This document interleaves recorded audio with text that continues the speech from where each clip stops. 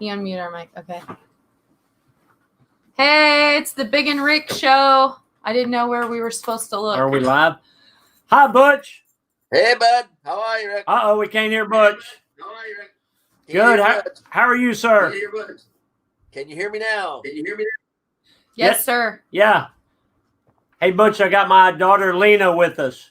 Hi. Hi, I don't think I've met you yet. Okay, well, we'll have to fix that. Yeah. Nice to meet you. Her nickname is Bigun, so that's the show is the Big and Rick show. Gotcha. Oh, I got to look here. I'm looking at Butch over here. Yeah, I know. Well, I'll look at you over there. Yeah. Okay, so Butch, how old are you, Butch? Let me get a little bit more light on me here for you. Okay. I think do this here, a little bit better light for y'all. Beautiful. There we go. That's better. No, I'm still getting. I gotta have to just lean up here. Okay, no leaning back. Got it. So, Butch, what year were you born? 53. 53. Okay, so you're a few years older than me, not much. And so you still make your living doing the Munster stuff, right? Well, in a way, yeah, I do a lot of consulting work, but having been in the Munsters and getting a feel for media and promotion and then owning a Munster coach and being a gearhead, yes. So the show has helped me with my endeavor. And to be perfectly honest with you, the Munsters is so heavily merchandised and marketable that it's still popular for people to hire me and bring me in with my I have an escape room in my trailer now, and I have a car. So I have like an event status as opposed to going to autograph shows. So you do own the Munster coach? I own one of them, yeah. Neat. Very cool. Yeah. So I know that you still travel quite a bit, don't you? Well, I was. Yeah, that's true. Yes, I plan on getting back into it. As a matter of fact, what I did is I used to have a Munster coach and a Dragula, but I sold the Dragula to my friend because my new trailer was a few feet longer, but in the front 14 foot of it, I turned into a 2-room Munster-themed escape room with 5 puzzles. So now when I roll up, instead of having 2 cars, I have the coach. And then you walk up the ramp where the coach was in the trailer, and that leads you into the escape room where I used to keep the Dragula. Oh, very cool. So in case people are just now joining us, we have Butch Patrick on the show, which Butch played Eddie Munster, which is the favorite show of all of us growing up. And you know what I actually know Butch Patrick from is he played himself on The Simpsons. Didn't you? Yeah, I did. That's right. There you go. I love The Simpsons. My kids call them the yellow people. About 1990s, something early 90s. Yeah, a long time ago. You know he was on The Simpsons? Yeah, I knew that. So when you, of course, growing up, the big shows, and like I said, I'm about your age. So when we would come home from school, you watch TV, and so the big things that we watched were the Munsters, Batman, and Leave It to Beaver. But we loved the Munsters, and it was just, for some reason, I was always fascinated with Herman because he was so big. But in real life, he was a big dude anyway, right? He was. Yeah, he was 6'7", and with his shoes on, he came in at about 7 foot tall. And a good reference point would be Grandpa was 6'3". So Al was a good-sized man, and Herman towered over him, and it played very well because I was really short. Herman was very tall, and they really had a good time with the scripts taking advantage of that height difference. And Yvonne DiCarlo was an acclaimed actress before she ever did the Munsters. How did they talk her into doing that TV show when she was so famous already? Her husband had been hurt really badly. He was a stuntman, and he was in the hospital forever, and they tried to sue for his medical bills, and they lost. So basically, they depleted their savings, and she went back to work out of necessity. And did a great job. We were lucky and we were happy to have her and lucky to have her. So you got your start at the age of 7, and was that directly on the Munsters? No, I started at 7. I did a little movie called The Two Little Bears. My first series was General Hospital. My second series was The Real McCoys, and The Munsters was my third series. Huh. And who did you play on The Real McCoys?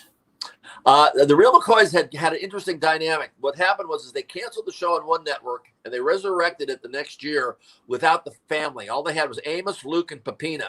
And they had a love interest for Luke, who was a woman that inherited the farm next door, and I was her little boy. So for a female love interest for Luke, I would ride my pony over and visit the McCoys a lot. So I did 8 episodes of the 1 year that it was on without the Sugar Babe and Little Luke and Cassie.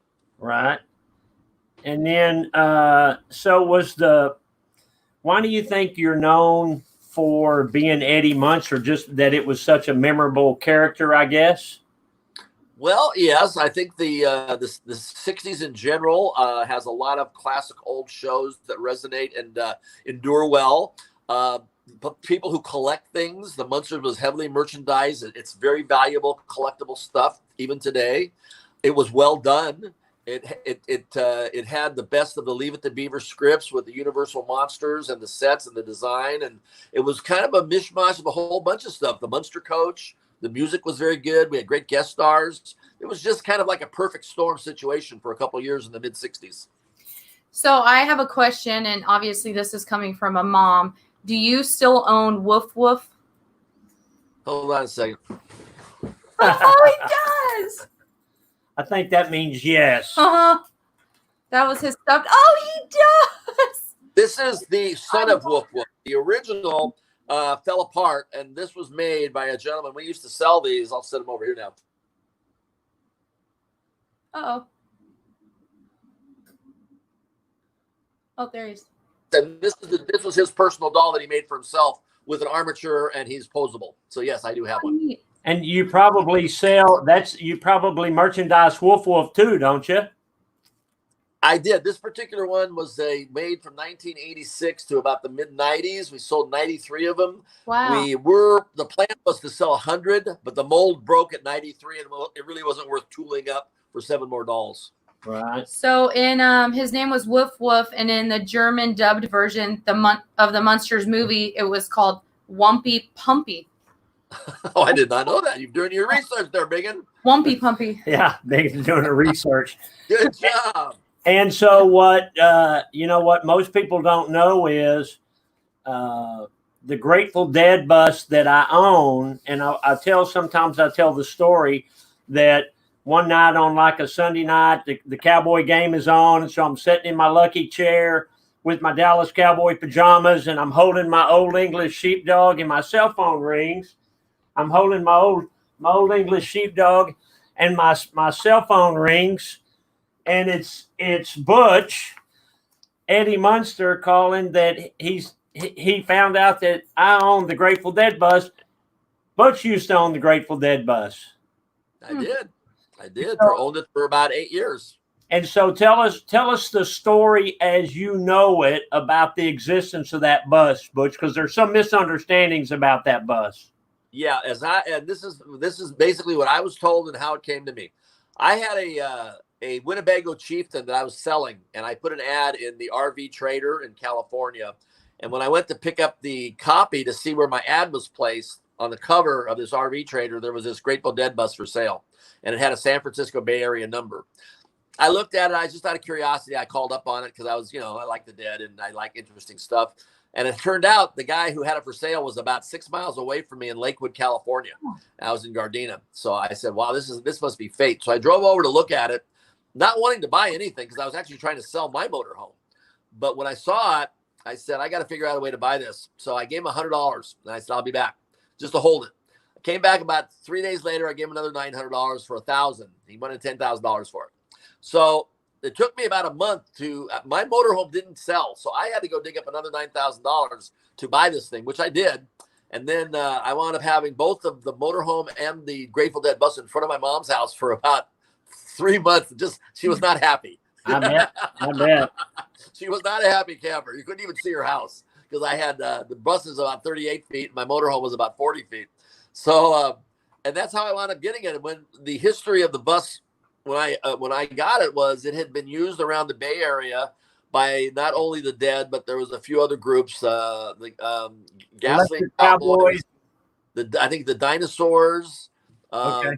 It had a little history to it, But as I understand it, the gentleman who sold it to me had it, and it was used by the sound techs back in the 60s, late 60s to the early 80s as the, they called it the ambulance, which used to drive around the country as the sound tech's private vehicle. And then when they would set up shop, it would become a sort of like a VIP party lounge. Right. Yeah. And so when you had it, it actually ran and you drove it, right? Yeah, I drove it all over the country. Yeah. Yeah, I think you told me the story about one day your girlfriend got mad at you and got in it and drove it to Florida and called you and said that your bus is broke down. Go get it. Yeah, we had separated, and I flew out of Iowa to go somewhere, and she ran off with the guy that I had hired to do our computer work, and they took it off, and I kept sending them money every week to keep them on the road because they were supposed to meet me in Florida, and the bus blew up outside of Atlanta. And that's when I figured out that we were never going to be together again. And she hid the bus from me, but I found it in a tow yard right before they were going to abscond with it. So, yeah, I got it back. But when I got it back, it wasn't running. Right. Does it run now? No, I got it from my buddy Richard Rollins had it for a while. No. And I wound up doing a trade with him and another guy, and we did kind of a three-way trade for the bus. But, I have it sitting out there. We're on 2.5 acres, so it's a bar and grill and all that. Yep. And I have it sitting out there, and I very seldom let anybody in there, just because it's such historic. Yeah. But was all those figurines and the cash register and all that stuff was in there when you had it, right? Yeah, what the biggest problem that I had with what was unfortunate for me when I bought it, I didn't know what to do with it. I really didn't. I was looking at it, and had I been sober back then, I probably would have taken better care of it. But I was still partying, and I didn't actually really. I turned it into a big party bus, and I used to rent seats in it and drive it around Sunset Boulevard with people that wanted to relive the 60s. And what happened when I took it to Las Vegas, and when I was going to tour, I was hoping to do a hard rock tour or put it in the Hall of Fame, the Rock and Roll Hall of Fame. But everybody wanted me to donate it. And I said, I can't donate it. I'm not rich. It's not like I could just, get a tax write-off on this thing. So my plan was to get it down to Florida, and then the personal issues with the girlfriend and her boyfriend came into play, and the bus basically blew up out here in California. I replaced the engine, but it was never replaced. It was never right after that. When the switch of engines made it really not as dependable as it should have been. And you got to remember, it's a 50-year-old bus, you know. So, but anyway, the value of it was in the ceiling and the posters and all of this stuff, because it was like walking into a time portal. Still is, but even more so when I had it, because there were some things that you didn't get that she had taken out of it between the time I owned it and you owned it. Okay. Okay. Number one, there was a box of cassette tapes of every concert from about the late 60s to the early 80s that the sound guys had recorded for themselves. Hundreds of them. Every day to every concert. And I gave them to a guy in Florida to have them remastered, and they disappeared. Ugh. Then I had a briefcase that you don't have. That was Jerry Garcia's briefcase with all kinds of books, how-to books inside it to do all kinds of weird stuff. And then you still got that? You still got that briefcase? No, that briefcase is in Atlanta. And my friend Butch Weaver died, and it's in his girlfriend's closet. She actually called me up and she goes, "Do you know anything about Butch's briefcase?" And I said, "What briefcase is that?" Because I thought Pam still had it. And she says, "It's a silver briefcase." And I said, "Wow, you've got that briefcase, huh?" I go, "I'm surprised Pam let that go." And she said, "Well, she kind of took off in the middle of the night and stole our van and left it." So I said, "Well, that briefcase should have some logbooks in it and some autographs from some famous people." So I haven't been back to Atlanta. I am going to go back to Atlanta, and Trish, who called me about Butch, who was the name of my friend Butch Weaver. I said, "That's all fine. It's Butch's bus, but it's not Butch Weaver's bus. It was my bus." And that's where the confusion lied. And so I hope to get that briefcase back. Right. Yeah. Yeah. We need to get you down here to do, to do some personal appearances and stuff here at Strokers. Well, something, it's interesting that you bring that up, because the new trailer that I have, I actually have structured and designed a social distancing plan, because one of the things I know I'm going to run into when I get back on the road is everybody wants to hire you is going to say, oh, you know, we have to make sure it's safe and this and that, which I understand that, even though I believe it's a lot of hooey, but still, to please and satisfy those who want social distancing, I do have a plan for that, where I set up shop and I have 6 foot distancing around the coach, and you two people instead of 4 people at a time go through the escape room. So yeah, I would love to come down and maybe work something out with you. So, Butch, I have a question, which I think I have the answer here, but I'm going to let you answer it. Okay. James Ott wants to know, were all of the Munster episodes in black and white? Yes, we did the movie at the end in color, and they did the pilot that I wasn't involved with in color. Do you know why they did them in black and white? I think I do, because all my research. Well, there was no color television at the time. All programming was black and white until we went off the air. That was the transitional year, 1966. We went off in 66, and color was being introduced in 66. And I guess it cost $10,000 to make it color, and so they said, forget it. We've had so much success with the black and white. Let's just keep it black and white. Combination of that, and also the fact that the ratings were down, and number 2, Fred and Al were tired and they wanted to go back to New York. So the combination of all 3 played in, and they did the Munster movie in color, which introduced the world to the Munsters, so they could then sell the syndication package at 70 episodes, which they did. Even though 100 is the magic number they like to have, there are a few shows that have done well with a sub 100 run, like Star Trek, The Honeymooners, and a few.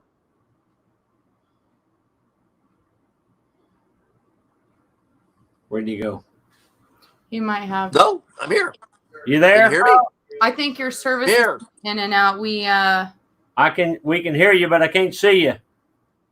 Okay, well, let's fix that real quick here. Let me go back and start over with you guys, okay? Yeah. Okay, hold on. You're in the show. Everyone can see and hear you, it says. I know our screen just went black. I'm gonna go back and try. Hold on. Can you see us? So everybody's saying, man, Bigun, you look nice today. So I guess I look like a slob every other day, which I pretty much do. So Rocky, my 5-year-old, graduated from pre-K today, so I actually had to put makeup on and get dressed. Notice my cachucha I'm wearing? Wait, how much is that cachucha? $20. Woo-wee. This is the Punch Wally Garage hat. Is Steve going to add him back in? Oh, he did. Oh, you're back. There, you're back. Sorry about that. So what was it like being Eddie Munster? I mean, is it something you liked or something? I know there was a lot of makeup and all that involved, but is it something you dreaded as a kid? No, not at all. And it's funny because an interesting story is when I was finishing up my Munster Memories book, which basically was developed because of all the sharing of all the memories people came up to me and all the positive vibes that I was picking up from people, how much the Munsters meant to them. They asked me, like, what was your favorite memory? And I told them, I said, the Munsters was my job and I really enjoyed it. But my favorite memory was when I had free time to go explore Universal Studios because, what do 12-year-old little boys like to do? They like to go explore. Right. And to have an entire studio and be able to have free reign to go anywhere you want to go because they know you're supposed to be there. That was my favorite thing, was just being able to go visit the McHale's Navy Lagoon and hang out with Tim and Ernie, or go up and see my uncle with the horses up in Wagon Train or the Virginian, or go over next door to see Hitchcock, directing Paul Newman and Lana Turner. I mean, what a great, or go to the lab and see what Mike Westmore is developing. It was a great 2-year run for me. That's phenomenal that you got to do all that, and you got to see the McHale's Navy, and weren't you part of Rawhide at one point?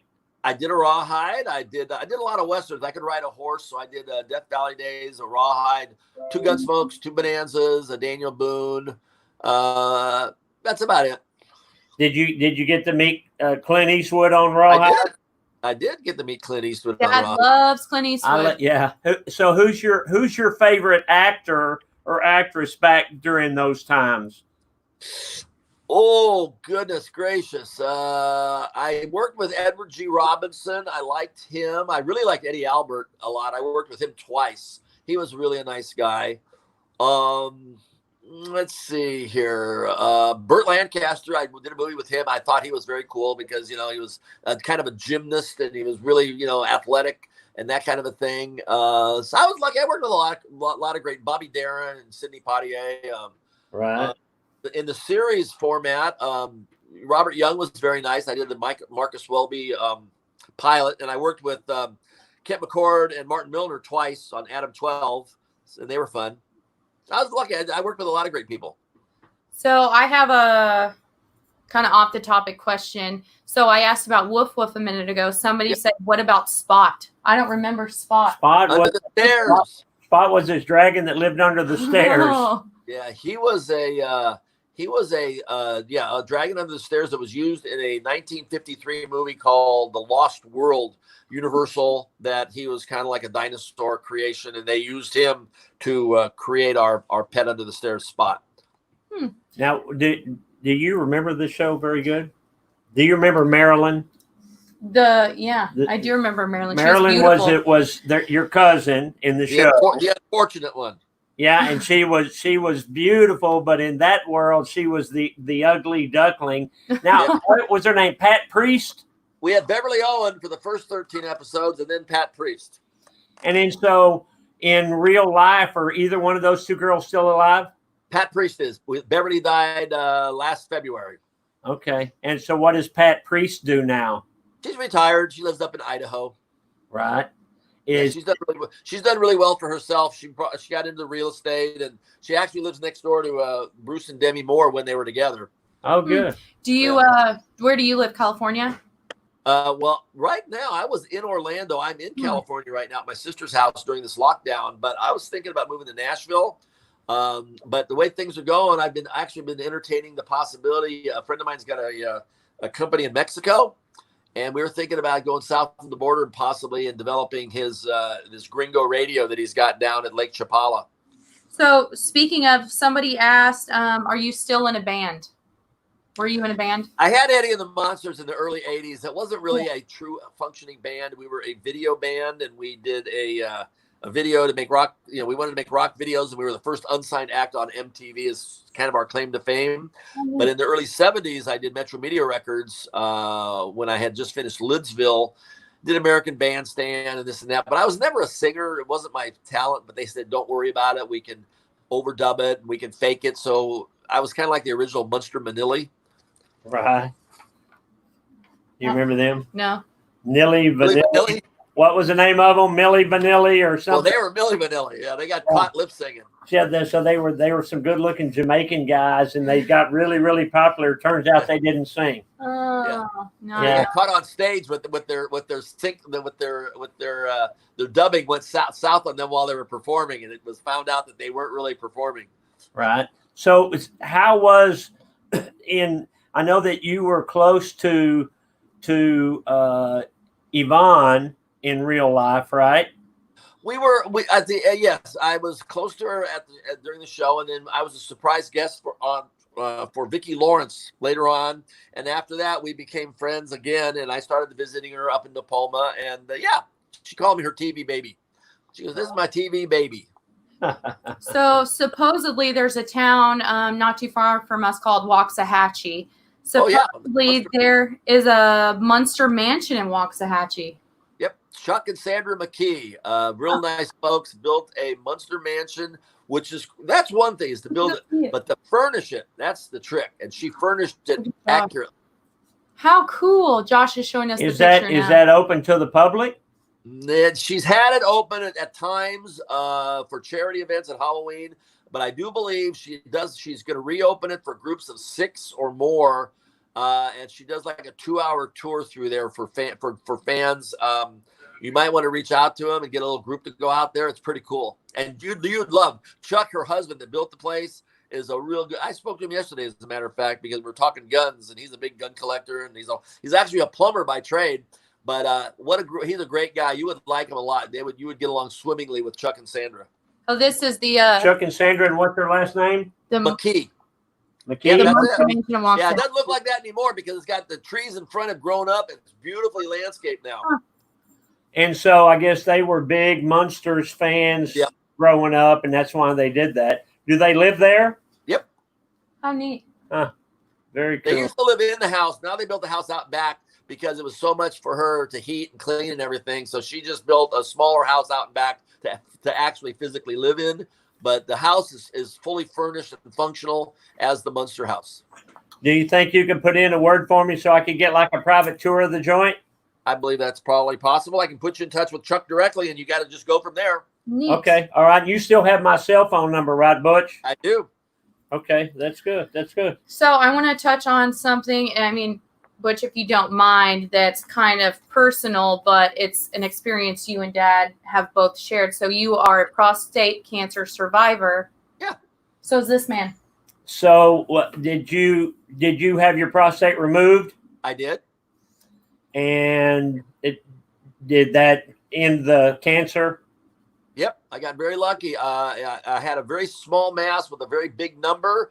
They didn't tell me this at the time when they took it out, but they thought it had spread, but it hadn't. So I got very lucky. See, on mine, it was kind of the same kind of deal. You know, I'd go every year to be checked. And I went one year and they checked me and he called me back a couple of days later and he said, "Hey, come in. We're going to recheck you. Your number went way high. Yeah. We think we read it wrong." Came in again. It was high. Did the biopsy. It was full of cancer. Pulled the prostate out, but the cancer had spread. It had gotten into the lymph nodes. So for the past 2 years, I've been dealing with that. Yeah, I know that can happen, and that's what they thought had happened to me. I got very, very lucky. They didn't tell me till I went back after the pathology report when it came back 0.0001 or 0.001, and he says, "Yeah, we really thought it was it had spread, but we got it just in time." So thank God. Yeah, you got lucky. That's not a fun experience. Did you have to do the radiation and all that? No. Oh, good. You did get lucky. Yeah. Yeah, sometimes they do the radiation as a precaution anyway. So yours was good, was all contained. So that's wonderful. Yeah, it was like I said, it was like the numbers were over 50, and it was a very small mass. And it happened within 2 years. I went 2 years for a checheckup, and the next time I went in, they go, "Oops, you got it." Yeah. So there's a gentleman named Garrett, and I'm going to butcher this, Bisonet or Bisonetti. He said, "Ask Butch if he had any childhood crushes." Do you like Marilyn? Well, before Marilyn, I had a crush on Haley Mills over at Disney. She was Pollyanna and was doing a lot of Disney work. I was very despondent that I went on an interview for Summer Magic, which she was starring in, and I didn't get it. I was like, damn. No, so never got to meet Haley Mills. I had a crush on Marilyn Munster for sure. Yeah. But there's a couple other girls as I was growing up in Hollywood, but not too bad. I usually dated girls down by where I lived, beach girls, surfer girls kind of thing. Now, where are you from originally? South Bay, Los Angeles, a little town called Gardena. Okay. It's about 5 miles from the ocean. I'm right now about 4 blocks from the ocean in Manhattan Beach. So I know that you, in the past, you and I have talked on the phone about the chopper that you had built for you. Is it still over in Europe? No, it's Australia actually, and I came back and I sold it. Yeah, right. I should have left it in Australia. I had a pretty good offer. Got a little greedy, as can happen, and turned down the money down there. And then the economy changed, and the value of the dollar changed, and I brought it back here and had to spend all that money shipping it, and then wound up selling it for less than I would have sold it down there. So live and learn, that. Right. Whatever happened to Grandpa's pet bat, Igor? He flew away. Flew the coop. Flew the coop. So but you still own some of the vehicles you said from Dragula, not Dragula. The ones that I own, I'm building another Dragula. What happened was I sold. I bought these 2 cars from a gentleman who was a big Munsters fan, and he was a hot rod builder. So when he was tired of his cars, he offered them to me, and I wound up making a deal, and I wound up buying them. And then he was a Chevy guy. The original cars were small block Fords. My coach has a big block Chevy. The Dragula he built had a 400 small block Chevy. My good friend bought my Dragula, but right now I have a 347 small block Jeg stroker motor Ford. Sitting with the coffin from Keith Dean's original molds and the canopy. Because the one that I had has the roll bar for Herman to drive from Hot Rod Herman. From Munster Go Home. Right. So the one I'm building now is actually accurate to the point it's going to be the fastest, most accurate Dragula, just like the real one in the show. It's in the process of being built. Right now, a guy wants to buy my current coach. He doesn't want me to build him one. He wants my coach. So I told him, you'll have to pay me payments over a year's time. And during that year, I will build myself another coach and also wind up finishing the Dragula at the same time. So I will wind up with accurate small block Ford, both Dragula and Munster coach. No, that'll be very cool. That'll be very cool. So I was reading here, which I don't know if you know this, which it's really cool. So you were a guest star on I Dream of Jeannie, Gunsmoke, The Monkees, Daniel Boone, Adam 12. What's Adam 12? So it's a TV show about two cops in a car. I think it's neat you were on I Dream of Jeannie. Yeah, I did. In fact, hold on a second. I love that he has all this stuff. Oh, look. How neat. Signed by Barbara Eden herself. How cool. Is it, how many of those are there? There's a bunch of those? This is a very early one. This is one of the phase one ones, and the gentleman that does sell them and make them, he sells them at conventions and stuff.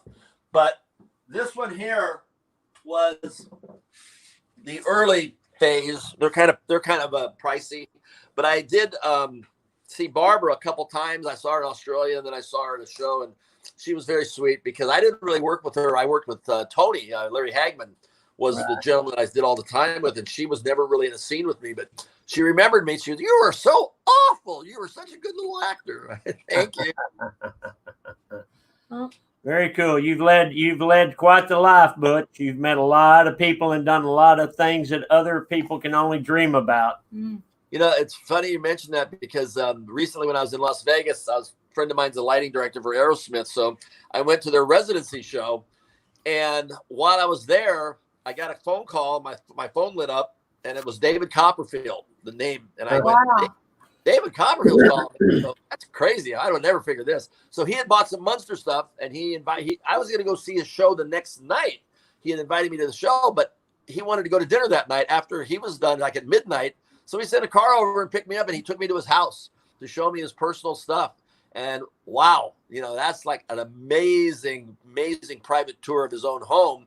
He does the museum tour for people that were all his magic stuff, but his own private house, I was honored and impressed. But he loves 60s TV shows. And he thought Mr. Ed, I was on Mr. Ed a couple times. He thought that was hilarious. He had just bought the My Favorite Martian spaceship. So I showed him a picture of me being on My Favorite Martian, and he was like really jealous. So he's, you know, he and I are now friends, and he's a big fan of the old TV shows too. Cool. Yeah, no, that is cool. I loved Mr. Ed. Yeah, no, that everybody loved Mr. Ed. It was a great show. Yeah. I wonder how many different horses played Mr. Ed. As I understand it, it's not like Lassie. I think they just had one. Is that right? Okay. Wait, there were a bunch of lassies? Yeah, there's a bunch of lassies. Yeah, one would sit, one would do this, one would do that. They had them all specialized for this and that.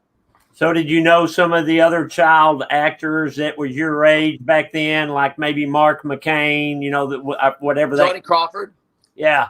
Yeah, Johnny Crawford, not so much. I only met Johnny for the first time the other day, but I was friends with John Provost, Timmy from Lassie, Bill Mooney, you know, Lost in Space, Larry Mazzio from the Dick Van Dyke Show. You know, you'd run into other kids in the industry, and so I wasn't really like best friends with them because I didn't live in the area. But when we would see each other at functions, we were always it was fun to catch up. Right. Very cool. Very cool. What's your coolest memory from the Munsters?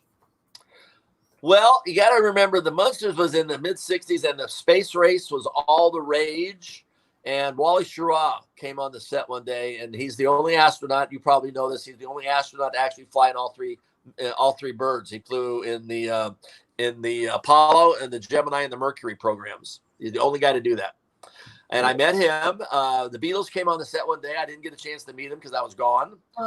But we had a lot of dignitaries come through the Munster set. It seemed that the Universal Studio Tour had just started in 1965, and we were out there, so we were like the favorite destination for the tour group to come through the Munster set. And at that time, the tour was the priority, so we would have to stop working to let the tour come through, and then when they would leave, we would go back to work. That's how important the tour was to Universal. Right. And so if people want to reach out to you or to buy some of your merchandise, how do they do that, Butch? They just come down to Strokers. No, I'm just kidding. Perfect. Munsters.com is my website. It's under construction, but it'll be up and at 'em here pretty soon. But you can always reach out to me at the official Munsters fan group, all 23,700 members. I am on Facebook and Twitter and Instagram. So, but most of the time I'm more of a Facebook person than the others. Just a Facebook under Butch Patrick? It is. There's Butch Patrick and Butch Patrick 2, TOO. Okay. And I will make a call to Chuck McKee for your Waxahachie visit. Hey, somebody, Jamie Jazern said private tours are $120 for up to 4 people. Each additional guest will be $30. Even if you're part of fewer than 4, still $120. Worth there it. you go. Yeah, no, that would be cool. But if you could reach out to them, and I'd like to be able to do our show as we're touring through the house, if that's possible. What I will do is I will just put you to. He's gonna flip you to his wife, Sandra. I'll tell you right now. Okay, Sandra. He built it. She handles all the tours. He's a great guy, though. You'll enjoy talking to him because I can tell right now you two will both. I just know personalities, and you guys are very similar in personalities. Good. I'm sure he would enjoy coming to visit your place. Yeah, I'd love to show him around, because one of the things that I've done since I talked to you last is I opened a hot rod shop here at Strokers called Punch Wally Garage. Yeah, well, he's got a Munster coach himself and a Dragula. Neat. Okay, yeah. No, I need that. You guys will get along swimmingly. Yeah. Okay, if he has all that stuff and the Munster House, I wonder if he has Spot. He does have a spot. He has a spot under his stairs. He's got a spot. And he's got the coffin phone booth. I'm telling you, the house is totally accurate, like the Munster House. How neat. Have you been to the house in Waxahachie? I spent the night there, yeah. In your old room? Yep. Good. Yeah. Yeah, no, I was there with Grandpa Munster 15 years ago before he passed away. When they first opened the house up, Al was there and I was there and I had a camera crew there and we were there for the grand opening, the first ever Halloween deal that they did. So yeah, I've known the McKees quite a while. Oh, cool. Very cool. Very cool. All right, pal. Well, I appreciate you coming on our show with short notice. It's been our honor to be able to talk to you, Butch. No problem. Let's talk off camera and we'll see how we can do a promotion and maybe see the Waxahachie house and check out the bus and put it all together in a nice, neat little package. Yeah, we need to do that. And I'll get Lena's the one that kind of works on that stuff for me. And I want to put something together, especially if you're going to Mexico or you're traveling around. Dallas is kind of on the way. Yeah, no, I've got that. We can definitely work something out. We'll figure it out. Okay, I appreciate it. Thank you, Butch. Bye-bye. Okay. Nice to meet you, Bigun. Nice to meet you too. That was cool, or what? That was cool. He's so nice. Eddie freaking Munster. Can you believe he had woof woof? I mean, it's just if I'd sell my soul to get my kids a woof woof. Who would love that is Pearl. What? I'm sure you could buy them. I want one. I'm sure you can. I mean, it's just I need one for here for my office. You need a Spot. Spot was huge. They opened his stairs up, and his head came out, and his tail a couple of times. But no, I want to go to that house. I want to go to that house. I had no idea. Did you? I had forgotten that it was there, but yeah, and so that would be a great Father's Day present, honey, for me to be able to go to see the Munster's house in Waxahachie. So we could go there and videotape it and do our show live from there. That would be neat. Yeah, no, that would be awesome. So I hope, originally we were going to have John Shope on the show, but Shithead Shope. He stands true to his name. But he had a prior commitment, so he couldn't do it. So we will reschedule John. And, sometimes we'll have motorcycle people on the show, but other times we'll have, true legends like Butch Patrick. I mean, how do you get any cooler than Eddie freaking Munster on the show? It's true. I mean, when we were kids, that was the show. It was Leave It to Beaver, Eddie, the Munsters, the Addams Family, and Batman. Those were the shows that we loved to watch. I love the Addams Family. Yeah, and Eddie Munster was so cool, and he was a rebel. He didn't whenever they would tell him to do something, he would want to do the opposite. One time he grew a beard, and they told him to go shave his beard. He's like 12, and he grew a beard, and they said, go shave the beard. He said, I'm never going to shave it. I'm going to grow it down to my knees, and I'm going to let a family of rats move in my beard. That's what he said? Yeah, it was just a cool show. So anyway, Josh, hand me that piece of paper right there. Right. You got a ton of pieces of paper. That yellow one right there. Post it. So I want to say thank you to the people that ordered some cool stuff from us yesterday. And I was going to write everybody's name down, but I only wrote down the first one, and then I got busy. And that was Courtney Ingram. Courtney Ingram. Yesterday I asked to ask y'all to buy some hats and stuff from me. And Courtney Ingram from Woodway, Texas, which is out by Waco. Rick Onken. Rick Onken, yeah. He bought one Hold on, yesterday. I wasn't done with Courtney. Oh, you got more? I got more on Courtney. She lives on Sharon Drive. Courtney. That was his mother's name. That was my mama's name, was Sharon. So anyway, I want to thank you, Courtney, and Randy Weingartner. He ordered one of the cool hats from us. Did you send that one, Josh? Did you sent Courtney stuff, right? Everything's been sent. Yep. Okay. So I thought it was really nice. Whose hat did we sign? Rick's? No, I signed Courtney's. Courtney, I signed your hat on the deal. Juan Gonzalez as well. Oh, so that's who you signed. So yeah, we did that one yesterday. there was one person who ordered a hat yesterday that was nice enough, so everybody wanted Dad to sign their hats. Womp womp. So there's one person. Thank you, Juan Gonzalez. He wanted Bigun's autograph too. Good. We gotta send him something else. How about we send him Bigun? Bigun's busy. Bigun's busy. Maybe next time, Juan Gonzalez. Okay, so I think that was very cool to get Butch Patrick on the show. And if y'all know somebody, maybe people have a connection with people that you think would be good to be on the show, we'd love to talk to you about it. I know that my assistant Vicky is contacting other people, and and we're going to do motorcycle people and all kinds of people on the show. Hey, because the show's not about just motorcycles. It's just about life, and it's about the 50s and the 60s and the 70s and the stuff that we grew up with, because I want to share that stuff with some of the younger people. And Bigun's 33 years old, so she was in on a lot of stuff growing up with it with me. So my friend Steve Young, Steve Young. Mighty Steve Young? No, that's Mighty Joe Young. Steve Young, he was the Bikes, Blues, and Barbecue guy. Yeah. So Steve Young, I think everybody thinks I'm grumpy. He said I need to smile more. What about Steve, my buddy Steve Young? You remember he did an episode of Moss Roadhouse? Yeah, no, that's not that Steve Young. What happened to that one? That was my buddy. Remember? He rode with one of the local clubs for a while. Yeah, no, I know. I don't know what happened to him. I think he's still around. I missed that Steve Young. I liked Beckham Young. Beckham Young. Who's Beckham Young? Steve Young's kid. Oh, Beckham Young. Okay. Anything else? I don't think so. Hey, Randy Mag is going to try to find me a woofie. Woofie. Woofie. So did woof. Woof. Did y'all write down the people's name that Butch said on the that have the house? Okay, good. Charlie Hughley said President Trump is coming to town. Was that today? Today. The Donald's here in Dallas? Yep. So they say. Okay. Thank you for listening to our show, watching our show. I hope you liked our interview with Eddie Munster. Butch Patrick.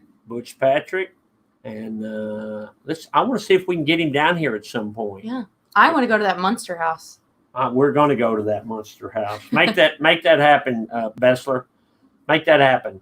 All right, Rick Fairless, the Big and Rick Show, signing off. Thank you for ordering stuff from us yesterday. I hope you order more stuff from us today. That's why I wore this Punch Wally hat. Only $20. No shipping. Like, comment, share. Strokers Dallas merch. MERCH.com. .com. Love you. See you tomorrow.